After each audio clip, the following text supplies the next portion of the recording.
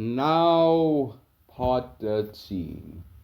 Transformers Prime Predacon Rising the movie. This is the second last part of this series. This is technically the finale, this is basically the finale for now, but yeah.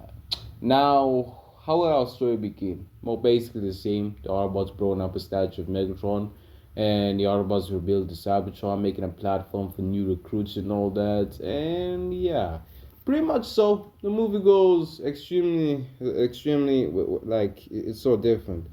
No Predacons, so they're chilling. And no finding Shockwave or any other Decepticon because they're all dead. Well, besides trying to find Galvatron, Scourge, and Cyclonus. But they know they're not here on Cybertron, so they just don't bother much. But they do try to find other Autobots. They do find a couple, such as Perceptor, Hound, along with Drifts, and a couple of others,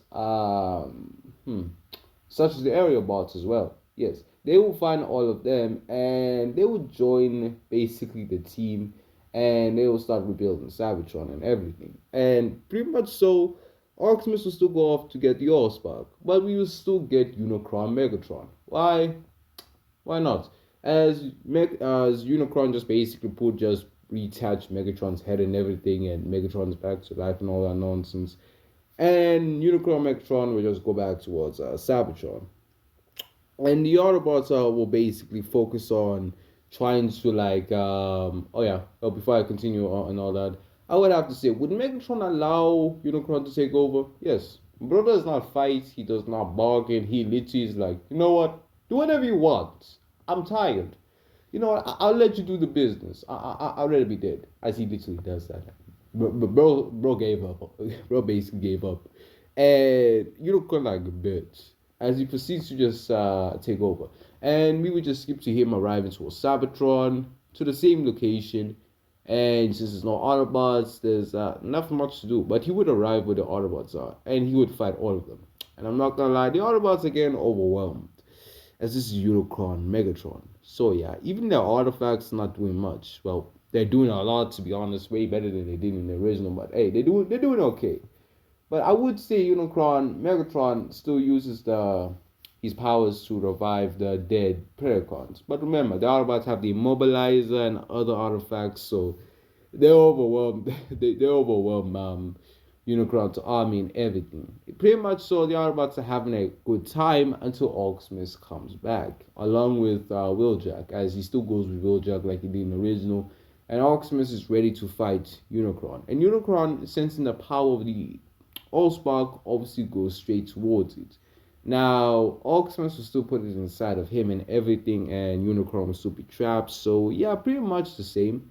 But Megatron, what about him?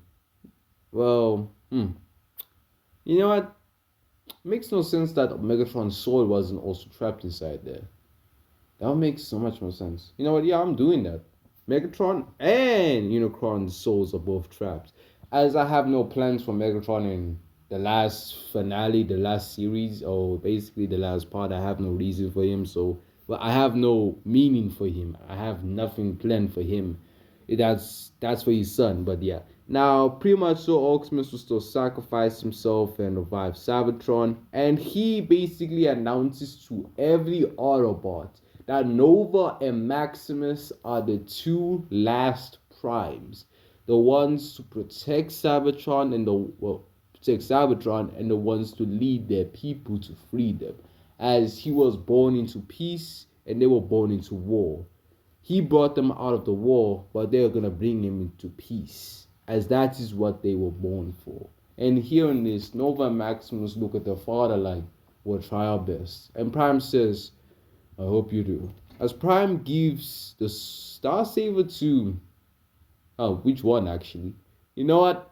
I'll let you guys decide. You guys decide who should he give it to.